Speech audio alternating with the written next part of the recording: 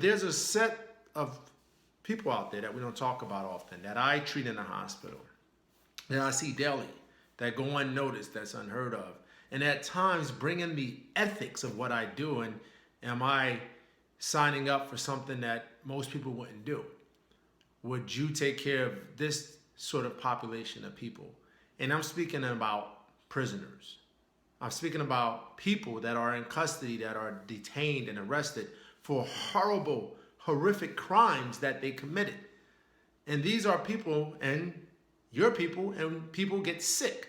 So oftentimes I see patients in my emergency department that come to the hospital escorted by two uniformed police officers with guns in their waistbands who bring these individuals in jumpsuits. Orange is usually the color of choice, and orange is not the new black in this case, but orange is the color of choice. And they're in the jumpsuit, they have shackles on their wrists, they have shackles on their feet, and they shuffle in. And it's almost as if sometimes you lose the human touch here, because these are people that come in, and these prisoners have health ailments. And so I was taking care of a young guy the other day, 27 years old, a very sick guy. He had HIV, he had high blood pressure, he had diabetes, he was on dialysis. And dialysis is a process in which you cannot urinate anymore, you cannot rid your body of toxins, so you have to go onto a machine that takes out the old blood, cycles it through, literally it cycles it through in a circle, and puts back in the blood into your body after removing the toxins and purifications from your bloodstream. So this 27-year-old was refusing dialysis. And I'm like, what are you doing? He was like, look, man, just let me die. Just let me die. It was just as simple as that. Here he was just giving up on life. And I said, well, what are you talking about? You're 27. There's no need to refuse dialysis. He's like, I'm dead anyway. And so what he said in that given moment symbolized something bigger than his health issues. Here he was with a laundry load of health problems. But even if that was not the concern, his life being arrested in jail had erased any memory of him from this planet. And so he's rather than get better health-wise, he refused to be treated and wanted to die.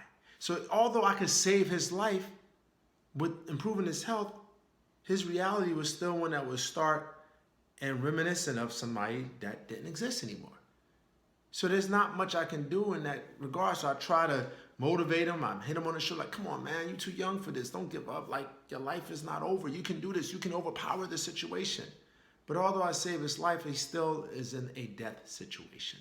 So he refused dialysis. He was shackled back up. Police officers escorted him back out. And at that point, there had to be some sort of court mandate in order to make him have dialysis, because I can't force him in a situation to have dialysis.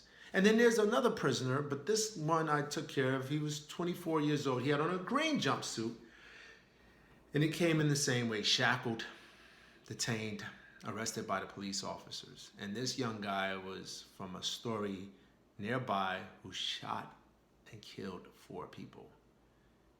4 people.